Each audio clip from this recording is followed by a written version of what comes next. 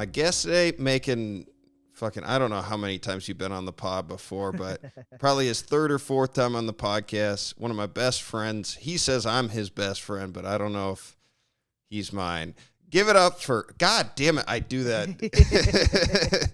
Mike Devore. Hey, what's up? You've moved up in the ranks. You're officially you're in the top two. I think you're fighting for number one. But Yeah, number one. Ichiban. So I'm calling for anyone watching. My video is a bad look. We tried everything with the lighting, but it's you like literally tried 3 lights. yeah, but that's all there. I didn't bring a light kit with me. I was like, I didn't know. I'm in Spokane right now, and I had no idea if I could podcast or if I have time or whatever. So I just brought the shit. I was gonna call you from the road, but it was really sketchy, dude. Like the pass was super washed out. Yeah, you were telling me about that. So I'm glad you're safe. Dude, I was so lucky. Like there was like I left at like noon, and it was completely dead stop, and there was a gate like above my car where we were stopped. 2 cops rolled up, and they're like, "Hey man, that's about to come down." And I was like, what side of this should I be on? And the cop's like, if it was me, I would pull 5 yards forward because everybody behind you is getting turned away. I was like literally the last car to go. Damn, and that's crazy. But the thing that was shitty was I went through the pass and I hit a block of ice like hard. Oh shit. And underneath my car, like the brush guard or whatever, like broke, and it came down. So it was just this terrible rattling noise of it scraping against the ground. And I just drove 300 miles at like 80 miles an hour with that dragging. Cause I tried to stop and like I didn't have any tools, and I knew I was going to be late for the gig. So it was either like just power through, but the guy at Jiffy Lube pulled it off yesterday. It looked terrible, dude. He's like, I don't think you can do anything with this. Well, at least you took you attempted to fix it, but it was a bad, dude. I only have like one set of clothes here, so like I'm like trying to get down on the ground to like pull it off, and then I look down. I'm like, oh shit! Like these, like I never thought I was gonna get. You only bring one set for a weekend. Like I had extra stuff, and then I brought the podcast shit, and you don't think this stuff through, man. I was like, it's gonna be Spokane. I'm just gonna sit in the room and talk to Fat Mike on the podcast. Like it's not. No, I always bring like extra set of clothes because you never know. I remember fucking not workout clothes though, right? Yeah, not workout clothes. Fuck you. Actually, no, on some road gigs, when I was working, I did bring workout gear.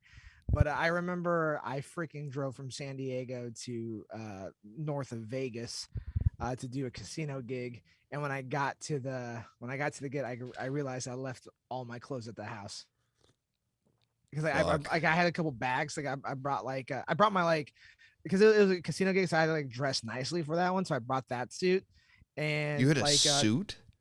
Well, it was like a dress shirt, dress pants, like I don't wear suits. I was gonna say, like, I can't even picture that. Yeah, no, like, and I don't know. I hate fucking like. Oh, speaking of clothes, man, I fucking hate like buying clothes as a fat person. It's just so like, dude, like, okay, so I'm in jujitsu now, and I had to go through like 4 or 5 different gis because like the pants won't fit me. And I'm just like, I feel so like depressed. I'm just like, come on. Where is it? Like, where are they grabbing? Like, where is it tight? Just my thighs, like my hips, fine. Like, but just like getting it around my thighs are the hard part. And like, it's just like, and I've never like, I've been training jujitsu for a few months, but this is like the first time I'm actually training in the gi. And like, it's just so uncomfortable. I'm just like, I hate this so much. What is the point of the gi? I don't know. I'm not gonna lie to you. It seems like it's heavy fabric, isn't it?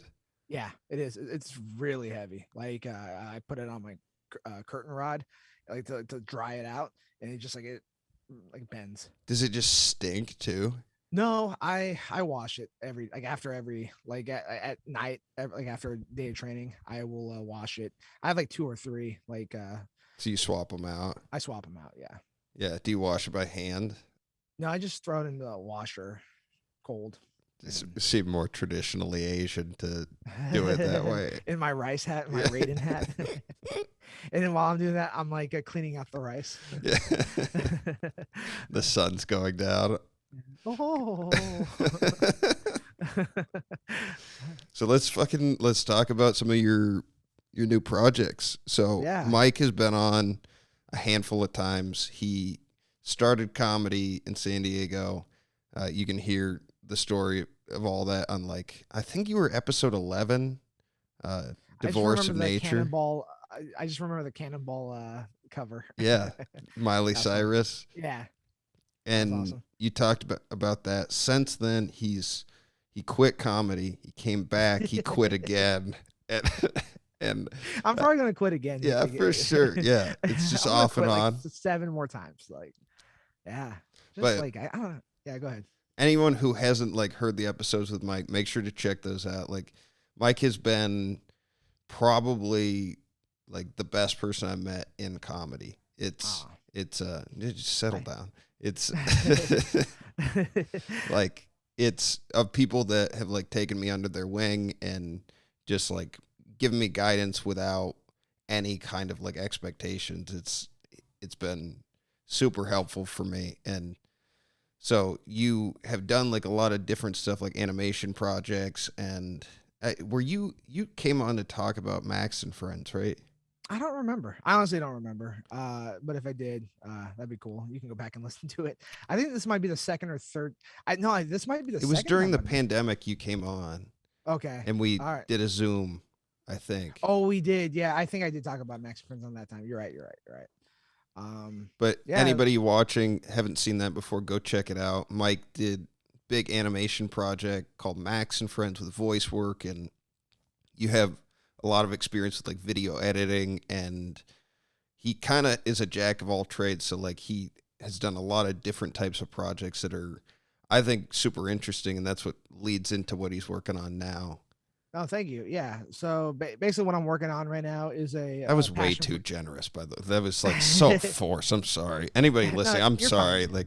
Watch us on YouTube, though, and comment on that particular section. It helps with the algorithm. Keep going. You whore. You slut for the algorithm. No, so basically I started this passion project called PNW Martial Arts Scenes, or Pacific Northwest Martial Arts Scenes. Basically, what I do is I follow up-and-coming fighters and gyms in the Seattle region, or even just in the Northwest region in general, and I just try to promote them. I try to showcase them. I don't know if you're familiar, Adam, with UFC embeddeds or the countdowns where they do video interviews of the fighters leading up to the fights to promote the fight. Yeah. So that's where the idea came from. Where I'm just a fan of MMA, and I was just like, well, what can I do to contribute back to the sport that I'm not a part of? and so I started the project for two reasons. One, my love for the sport, and two, it's at the time I was applying to a bunch of video editing gigs, a bunch of production gigs, and I wasn't getting any of them because they're like, oh, you don't have the experience, you don't have this, and because everything is self-taught with the video editing and the filming. So I just said, fuck it, let me just go work on my portfolio. And at the same time while doing something that I'm passionate about. And a few 2-3 months into it, I'm getting some pretty good success. So it's coming together. So I'm happy about it. Where's it? What's the page name for anybody listening or watching? Oh, PNW. Yeah, no, you got merch. Yeah, I got the merch. Currently waiting on my guy from Pakistan to deliver. But it's the main page is on Instagram. It's at PNW Martial Arts Scene. So check it out. There's I think there's 4 or 5 videos on there that I've produced and created, and yeah, just check it out. So what's the plan with this project though?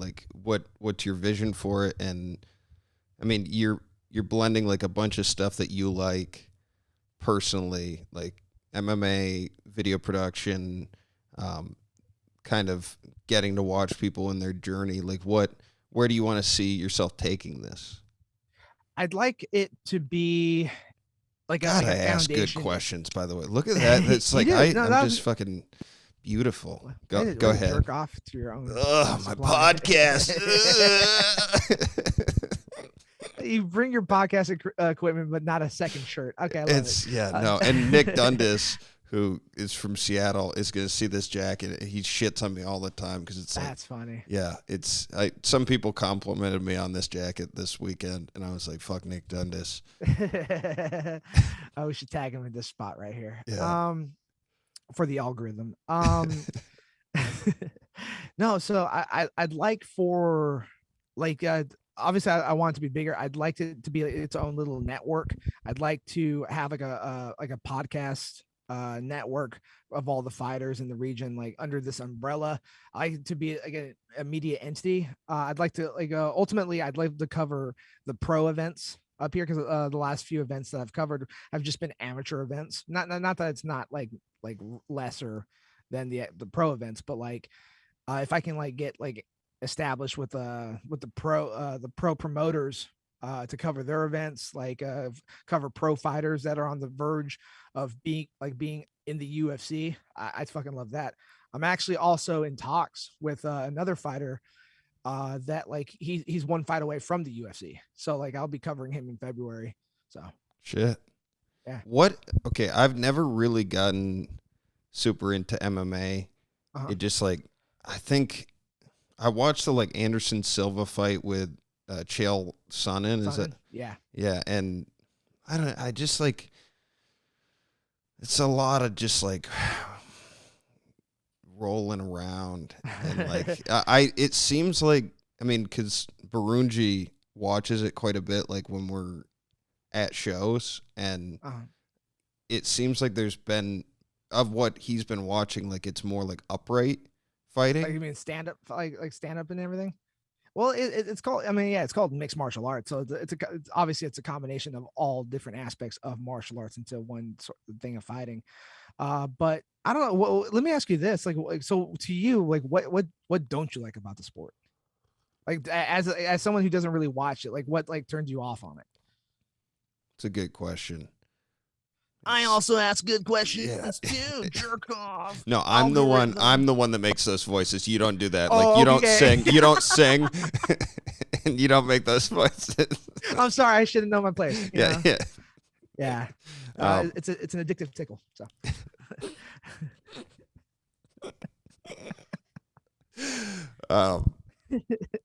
It's not that it turns me. Okay, this is when I watch basketball. Before I like played the game, I didn't like. There are moments where you're like, "Oh shit," like big dunks and all that. But when you actually sort of like know the mechanics of what's going on in what they're doing, it's like listening to music and like playing an instrument. Like you can just appreciate it at a different level and like be like, not only is this good, but I can tell you why it's good.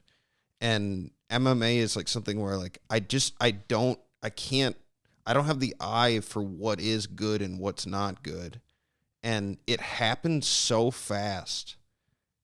Like my eye's not trained for it. It reminds me of baseball at times where like you can see like a pitcher that has like huge movement on their pitch, but I don't really know. I guess now I know the differences between the pitches, but there was a period of time where like I could not tell you the difference between pitches, and like it seems like there's a learning curve for it, and I just have never put the time in. Dang it, like that's a good way to describe it, as far as like not knowing like what's really going on, the nuances of what's being set up and all that stuff. To be perfectly honest, like I don't know the details as much either. Like I'm just the biggest reason I'm a fan of this sport is because Joe Rogan and his podcast. What'd you say? Joe Rogan and his podcast. Oh yeah, exactly. Train by day, Joe Rogan at night, all day. No, like, the biggest thing is like at any moment, like the fight can go another way. Mm-hmm. Like I think that's why that's why I watch, just because it's like at any moment, like someone could be losing 3 rounds, kind of like that Chael Sonnen and Anderson Silva fight. Anderson Silva was getting beat like for those entire 5 rounds until the very end when he submitted Chael and won the championship. So for me, it's just a very exciting. It's a year-round sport, as opposed to like the other martial sports leagues like football or NFL, NBA, and all that stuff, where you have to wait for a season to come back. Like there's fights almost every week with the UFC. So there's always, the only thing that sucks. I think that's part of the reason why I quit comedy again, is because like the fights happen every Saturday night, and I'll just be in the back of the club just watching that, and I'm like, oh, I gotta go fucking perform. Yeah. So, so yeah, no, so that that's can the you main explain reason. something to me though about that? Because Go ahead. I'm not. I've been interested in MMA and the UFC in general, and like I want to get into it, but like I don't really know what fights to watch. Like if I wanted to start with like the best shit, because like you said, it's happening all the time. But like if I really wanted to see like the primo stuff, what should I be watching, and how should I like get access to that? It. I could probably share you my link to my account, my UFC Fight Pass.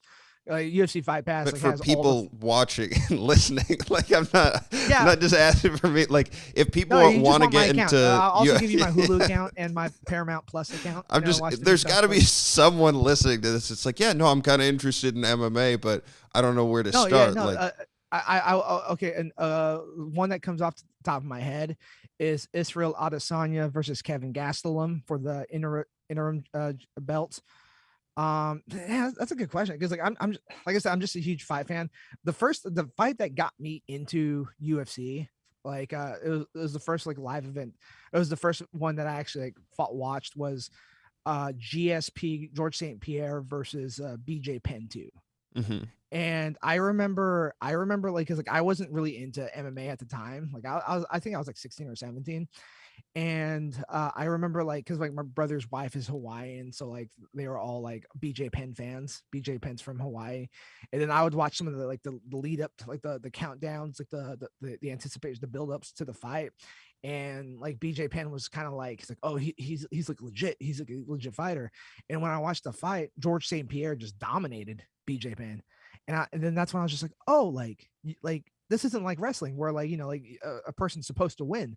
Like anyone could win and change the narrative. So like BJ Penn, GSP2 was a good fight to watch.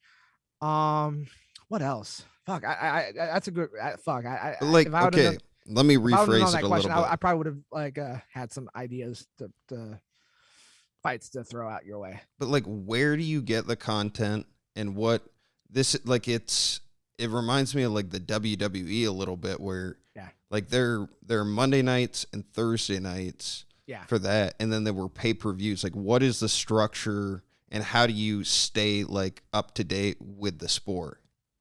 For me personally, via Twitter and Reddit is how I stay up to date. Like I go to I browse the MMA subreddit every single day, like a couple times a day, just to see what people are posting. And then MMA Twitter is a funny thing. You just see a bunch of fighters talk shit to each other.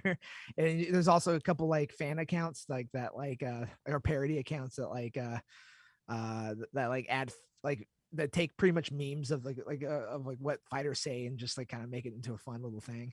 So those are the two places that I go to. But right now, if you're in America, ESPN Plus, I don't know. Do you have ESPN Plus? I think so.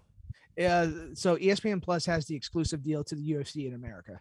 And so the majority of the events are live on ESPN Plus. Okay. And to get to, and here's another thing too. It's like, in order to get to the pay-per-view, you have to buy it through ESPN Plus. Oh, Jesus. So yeah, so that's the one thing that kind of sucks. It's like there's a double paywall to get to the pay-per-view.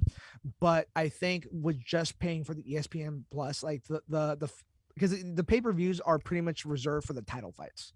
Like, and then they'll get some stat cards, but there'll be other events on ESPN Plus that aren't pay-per-view events that are like legit fights. They're like, oh, this is this is a good upcoming card, and it's free on ESPN Plus. So okay, so that's worth getting. Yeah, ESPN Plus. Like, honestly, for me, just like I don't watch anything else other than UFC on ESPN Plus. You don't buy the pay-per-views? I buy the paper. I hella buy the pay-per-views. Like, okay. I hate. It's so funny because like I used to like not want to pay for them. like just because you just don't want to pay for them.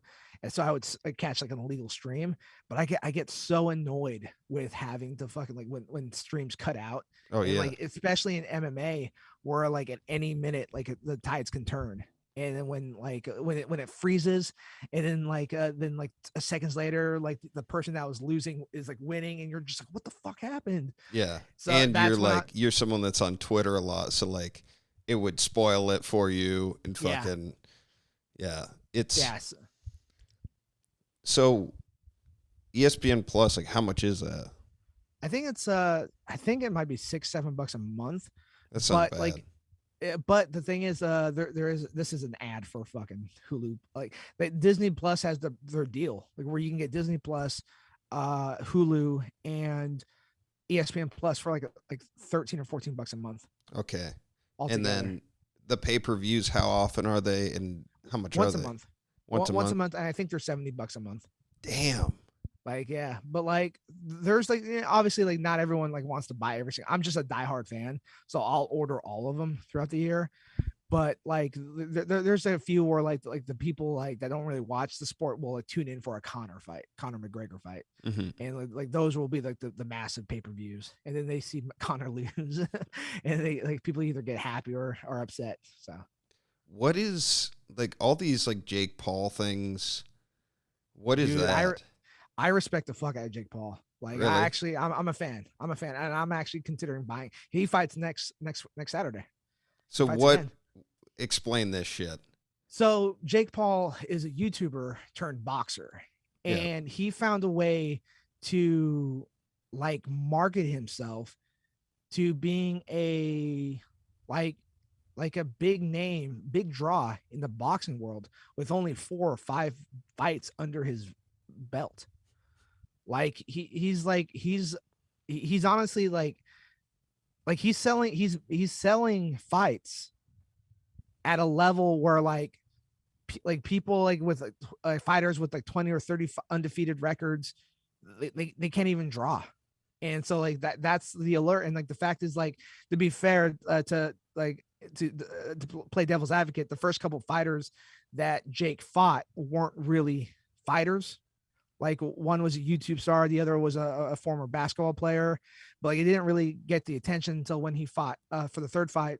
He fought former MMA fighter, wrestling Olympic medalist, former champion from other organizations, Ben Askren. That was his first official like fighter that he fought, and he knocked him out in like the first round. Is it real though? It's real. It's real. Yeah. It's not like fake at all. It's not at all. And then like he fought a former UFC champion for his fourth fight, Tyron Woodley. And like, because people were like, oh, you fought Ben Askren, but he's a wrestler. He's not known for striking. So he fought Tyron Woodley and beat him. Like he outboxed. What was his nickname again? The Problem Child. That's Jake's? That's Jake's nickname. No, what was Tyrone's though? The Chosen One. Okay, I thought trying to remember. There's one guy that it's like Mayhem or fucking Mayhem Miller. I don't know. All the nicknames are so good, I know. dude. They're so funny. Yeah, mine would be Fat Boy, wouldn't it be? Huh? Oh, Adam. Yeah, it's self-burn. I got you. The gi airs itself out. Devore. Yeah. So. That's cool. Yeah, no. Yeah, it's pretty. Like, I don't know. So like a lot of people still don't like Jake Paul, but I personally think like I think he's bringing another generation of eyes to the sport, like which he comes from the YouTube era, or he comes from like YouTube, so he has like a bunch of like kids watching him stuff. So like now he has he's bringing like a whole generation of fans into the sport, and I think that's actually kind of influential. I was just like, that's pretty fucking smart. So it's I mean, we talk about this sometimes. It's this weird balance where whatever field you're in like that, where the audience is important. Yeah. Like, even for something like this, like, I'm trying to actively engage my audience. So, like, you people that are watching and listening, when you comment, like, hit the notifications bell on YouTube or whatever, like, it helps so that other people can find the content. But, like, there's a lot of people that are in these same positions like you and I are that aren't actively trying to like reach out to our audience. And so what happens is you go to a gig and or a fight or whatever and there's nobody there. And it's like two-way communication. Like I have to be the one that puts the hand out or, and that's what Jake Paul's doing. But it's a lot of work. And then like there's a lot of people that just want to shit on that because they're not doing it. Yeah. And they're like, no, like you shouldn't hand out cards after a show or you shouldn't try and like create. I mean, I literally had someone when I started doing this, I was like, I had this idea for a podcast and they told me you shouldn't do a podcast. And then literally like a month ago, the same person said, hey, I would love to come on your podcast and interview you. Wow. And I was like, name what? Name names. No, I'm not going to name names because he knows who it is. But it's but it's like that toxic like negativity. It's just like you feel like you're almost like you're being like gaslighted or something, like where it's like you're getting shit on for pursuing something that you love. And like at the end of the day, like I know what I'm doing makes me happy. And like, I don't really need someone's approval. That's like fucking, I mean, if they're not taking the risks that they need to for themselves, they're going to be bummed out when they see people who are. And I agree with that 1,000%. I think that's what I love about combat sports in general. I think like it takes a lot like to put yourself out there. Like, I use Conor McGregor as an example. Like, like he set out on a mission to achieve something that not many fighters do. And which was like win 2 belts simultaneously in like 2 different divisions. And he did it. But like, imagine like on his rise up, he didn't get to that point. Like how many people are just waiting for him to fall? And he technically he's kind of falling now. He's lost his last couple fights, broke his like foot in the last fight, and people are just like shitting on him. But like those same people that shit on him wouldn't have the balls to do what to go for greatness. And like I think that's an insecurity on them projecting it on other people. Yeah, there's a lot of that. Yeah. It's funny because Burunji was in the back of the club and we were watching this guy get knocked the fuck out. And he said something. He's like, you and I are worried about going on stage and like doing well. These guys that they fuck up, they go to the hospital, and it's such a different level of, but I think some of that gets tied to like the individualism, right? Where it's, if you're pursuing something as an individual, as you're going up, like people like, it's like a target grows on your back or whatever. Yeah. And it's not a race. It's not like, you're not competing with those people per se, but it's not a race. Like, are you referring to just like in stand-up comedy in general, or just like anybody trying to like go for growth? I think the latter. Yeah, like I think what it comes down to, like I said before, is the insecurities on the people who think it is a race, to think that you are competition. Because especially in stand-up comedy, like it took me a few years to like realize like, oh, like these other comedians aren't my competition. They aren't my enemies. Like, we're all trying to achieve the same thing, but we just have different avenues to go down that road to get there. It just comes down to the individual, like just being insecure about like what they don't have, and they see other people like succeeding or attempting to grow as a creator or grow as an individual, and they see that growth in the others, and they don't see it with themselves, so they find ways to make themselves feel better about the situation by being negative. And in order to grow, you got to take risk too. Like you have to take chances. So the thing that's crazy to me is when somebody goes up or they take some chance in order to grow, and there are literally people that are sitting there waiting to shit on them taking that chance. But the people that are there sitting to shit on them, like as a result, they will never grow. Like Exactly. because they're unwilling to take that risk. And it's like, yeah, no, it's a very safe place to be like, yeah, no, I'm not going to take any chances. So like, if other people fail, like I can shit on that. I feel good in that moment. But like over time, that's how hack happens, right? Like, Yeah. it's just like if you figure out how to make make someone laugh in one way, yes, you can get that laugh, but you're super one dimensional. Like that's the only way you know how to do it. And it's fucking crazy, man. I'm working with Dan Soder this weekend, and the way that dude, like his career and just the way he approaches comedy and the people around him. I've never, like, I worked with Mike Cannon in August at this same club in Spokane. And Mike was somebody that just like blew me away in terms of like just how he went about his business and like the level of like caring about the people around him. Soder's on like a crazy different level. Like whether it's remembering everybody's names to like being generous, like fucking he tips his openers, like he like That's out awesome. of pocket. It's That's fucking awesome. Dude, those are fucking rare, dude. Those are rare. And just like that's a real one. He just loves stand up. Like it's everything he's doing is so that he can pursue stand up. And to see someone at that level, like there's just so many people that you interact with that aren't that way when they're at his level. Like it's like they get there and it's like they sold everything they had to get to that level, which then got them away from stand up. Like, dude, it's you see someone like that and you're like, I have to tear down everything. Like he was saying to me in the green room last night about like you see people in whatever space they're in. Like I don't think it's specific to stand up, like whatever you're doing or you know, other people too, like they build this house. Like everybody's out there building their house. And if you try and build the house too quickly, it will show.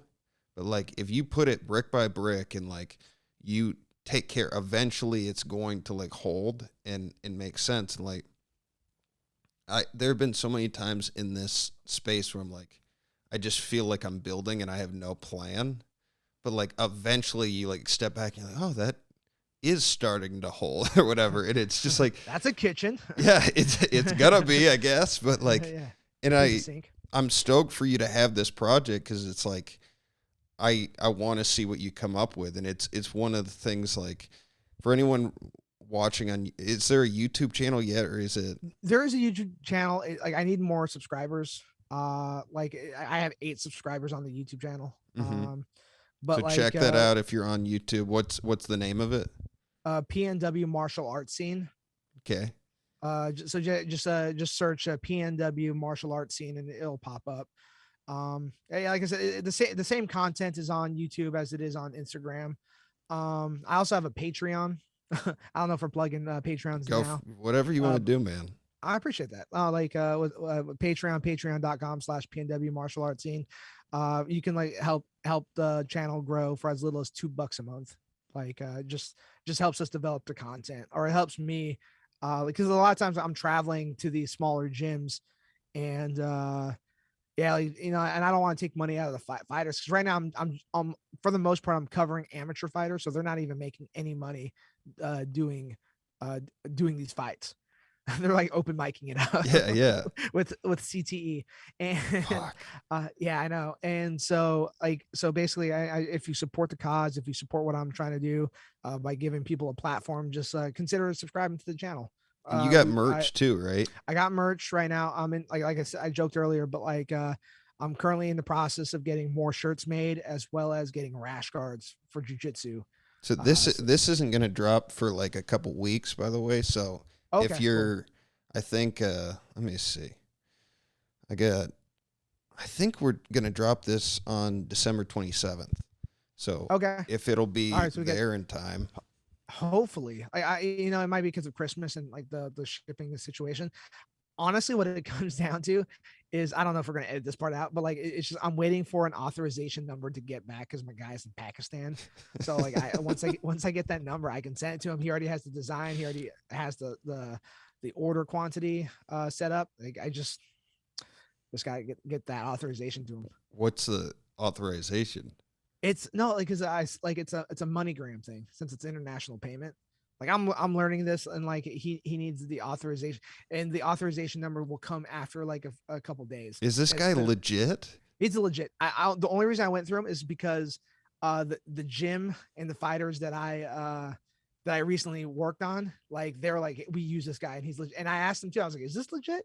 And they're like, we were scared too at first, but like I saw the quality of the merch that they had, and I'm just like, okay, like they reassured me. Yeah, I know.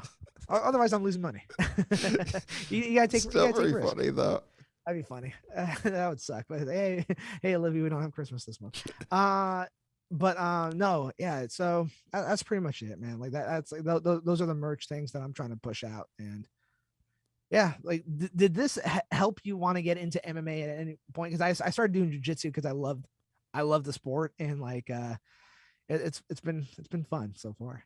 Yeah, no, I'm always curious to learn shit, and I like it's always been an interesting sport to me.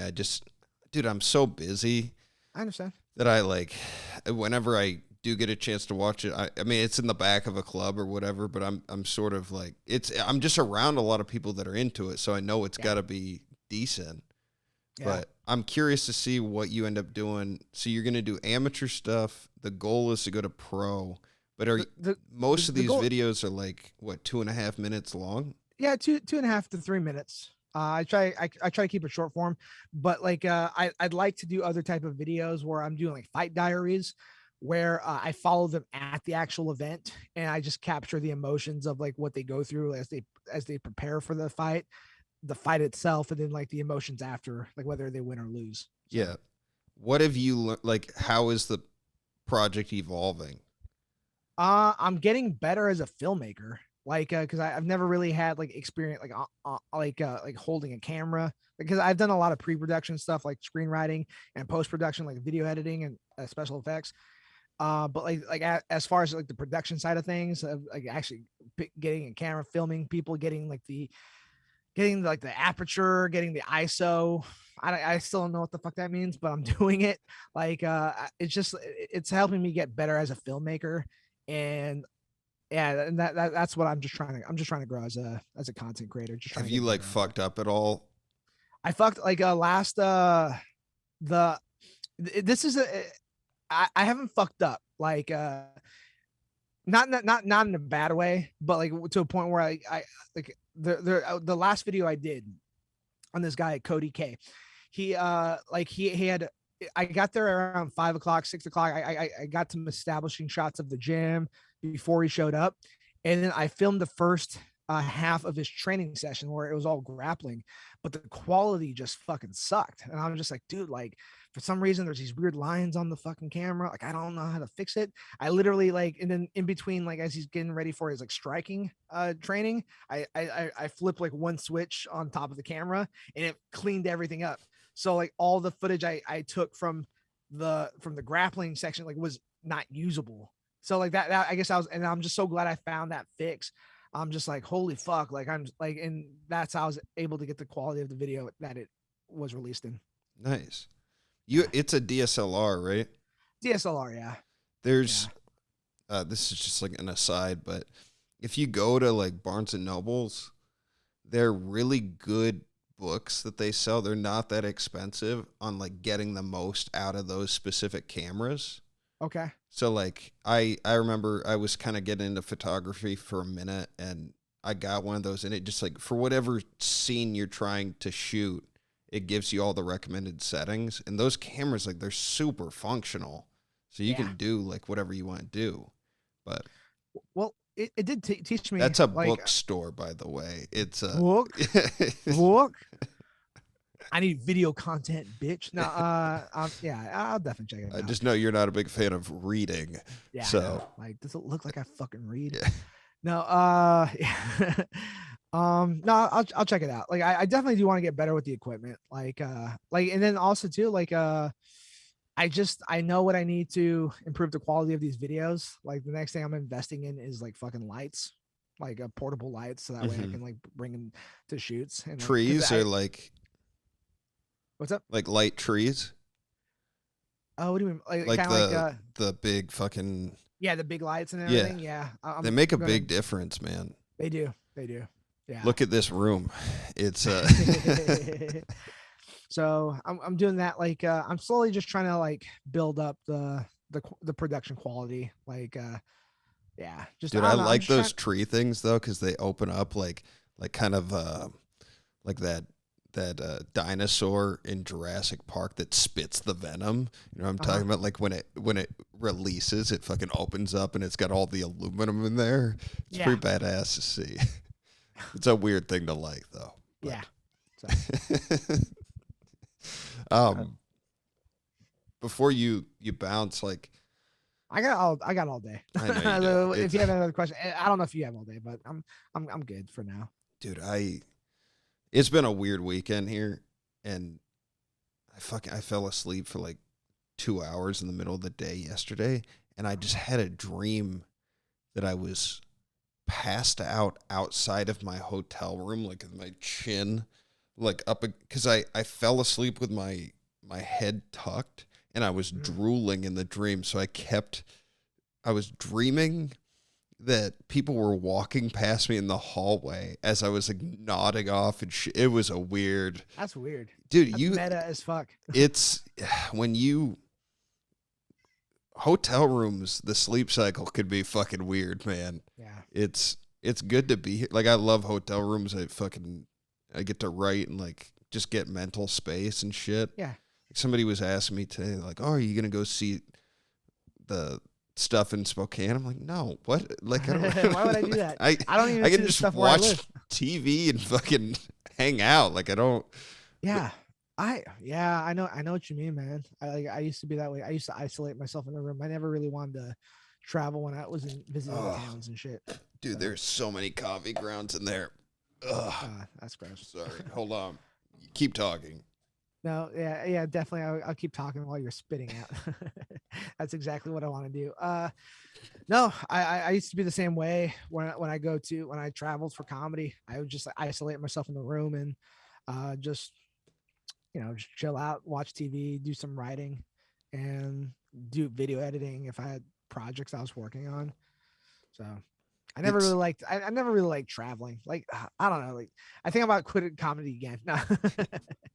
Dude, I honestly, like go ahead. traveling. I just don't like. I like hotel rooms. I don't know what it is. I just like. It's so hard to get yourself as someone that writes to like have the space to do the actual writing and Yeah. I'm so.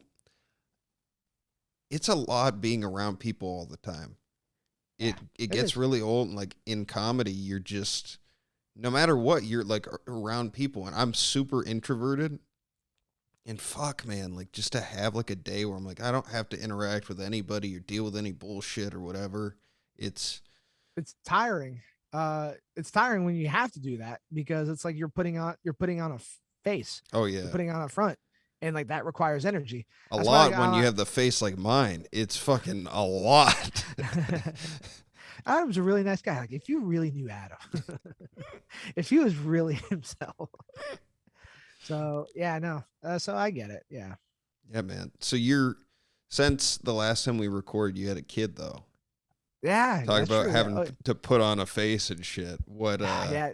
It's like honestly, like my daughter just turned 6 months yesterday, or 2 days ago, and Do I say congratulations to that? I don't know. It's weird, dude, man to man. I'm figuring it out myself too. Yeah. I'm figuring the shit out. It's cool. It's a cool journey. It's dude, like I don't know what it is. It's like just my way of thinking of like how I view life and like what's like the point of all of this in the grand scheme of things. And it's just so interesting to see a tiny human naturally develop skills to socialize, to interact with other human beings. Now, it's getting to the point where you, that first few months were kind of boring because she did all she did was poop, sleep, eat, and cry. Mm-hmm. Now, now you can kind of play with her, you can give her attention, like she'll laugh at your silly faces and all that shit. So I don't know, it's just cool to see her naturally progress, like learning how to learning how to keep her head up, learning how to push herself up on her stomach, learning how to turn over. Now she's learning how to crawl. So it's like, man, like at the basic core of like human development, like that's like it's just really interesting to see. Yeah, that's fucking crazy. It is. And like, I don't know. And then I think about it's like, I think about I think about, it's like, all right, what values do I want to instill on my child and that sort of thing. And then I Eating's just tell probably myself, one of them. what's up? Eating's probably one of them. Oh yeah, I'm gonna teach her how to eat. It runs in the family. Um, and my dad was fat. Your father's father was fat. No, like it's like, I don't know, dude. Because at the end of the day, I'm still trying to figure shit out. So I just look at it as like, when I went to therapy a few years ago, I let a lot of shit go because I used to hold a lot of like resentment towards my family. Mm-hmm. And like I just realized, oh, like they're just human beings. Yeah, They're trying to figure this shit out. Like they weren't experts, And that's what I'm just like, that's what makes it easy for me. I'm just like, I'm not a fucking expert. I'm just figuring this out as I go along. And like, I don't know if that's the correct way to parent. We're gonna find out, but that's the fucking truth though. It's like no one tells you what, like people can tell you like, oh, this will happen, this will happen, this will happen. But like when you're actually in the thick of it, like you're just pretty much like fucking executing on the fly. for sure. It's funny you say that because Ariana Ramick was just on. Uh-huh. I think this episode will come out before or close to that episode, but her parents were immigrants. Yeah. And she was just like saying, like, as she looked back, she got this really cool footage of like her parents When they first got here. Yeah, it was crazy. Segment? Yeah, you saw it. I saw that clip. That was pretty fun, cool. Yeah, it's crazy, but she just like seeing that stuff and seeing what they had to deal with to get to this country. Like she started seeing her parents just as like fucking people trying to figure it out. And we talked a lot about that, where it's just like you get older and you're like, damn, like you think of your parents as these like superhero type people, or like, and then you just realize, oh, they just got fucking pregnant, like it was not that complicated. Yeah, but, exactly. Yeah, man. Well, I'm stoked to have you on. One last time for like everything you have to plug. Anybody interested? No, I appreciate it. Yeah, like definitely. I'll be So I'll like, if you follow my Instagram or my YouTube channel at PNW Martial Arts Scene, that's where all the content will be released. I'm trying to grow this. I'm proud of the fact that it's growing organically. Like the people that are into it, like they're telling their friends, like it's just growing support in that way. If you definitely want to support me financially, please consider subscribing to the Patreon at patreon.com/PNW Martial Arts Scene for as little as $2 a month. Anything helps. So it'll help with the production value and everything. Yeah, just continue to support artists. Continue to support people, continue to support Adam. I know me and him, we go back, we shit on each other a lot. I call him gay. He calls me fat. It's just a friendly, it's a friendly banter, but I think he is gay. No, he's a good dude. Adam's a good people. And when he mentioned earlier that I was one like the people that gave him advice, I just remember like when I was coming up in comedy, I just got so much shit like early on, like when I first started. Like it lasted like a few years, and I always told myself, it's like, when I see new people start out at comedy, I'm not going to treat them the way they treated me.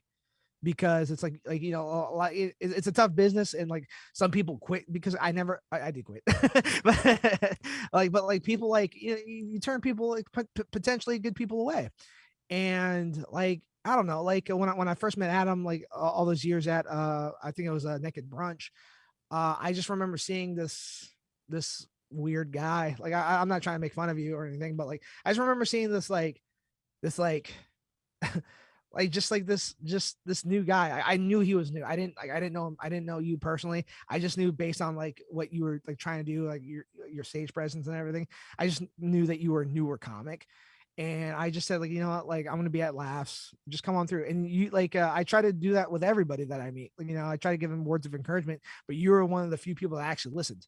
So it led you to where you're at right now in a shitty hotel room with bad lighting for your video. So yeah, man, it's the whole thing is fucking crazy, and I've talked about it before on here, but I've been very fortunate for the people that, yeah, you know, it took you taking all that bullshit to like change your mindset to, you know, be helpful. And as a result, like there's no way I could have done a lot of the things I've done without your help. So I appreciate it, man. Anytime, dude. Anytime. Well, thanks for coming on. Anybody watching on YouTube, just one last time, if you comment on the actual episode, it helps us a lot. It helps with the algorithm so that new people can discover us, or just hitting the like button. It helps a lot. Hit the notifications bell so that you find out when we have new content coming out. And if you're just listening Michael to is us, fat. Just comment that Michael is and fat. anything, just say mean shit. I don't care. Just when you do that, it makes it more likely so new people see it, and it helps us a lot. We're not trying to take money on the podcast, and like it helps us to discover. I'll take money. I'm a dad. Yeah, he'll take anything. He doesn't give a shit. But and also, if you're just listening to us, review us, rate us. The same thing applies. So it like helps new people to see our stuff. And if you don't do that, just share our podcast with a friend. It helps us. Thank you for listening as always and watching us on YouTube. If you enjoyed this episode, do all that stuff. Can I just say something to add on to that? So I Yeah, know you're trying to wrap up.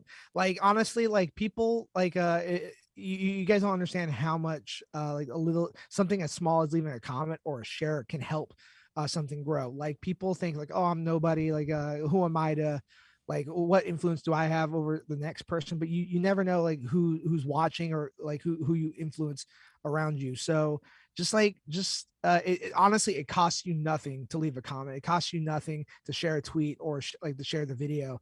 Like you know, we're doing this because we love the process. We love creating stuff, and just like these little things will help, like will truly mean a lot to us. So that's why I always, like, whenever I see like Adam's like stuff, for the most part I try to share if it involves me. So yeah, for sure, man. I appreciate it. And God, you're fat, but it's thank you everybody for listening and watching as always.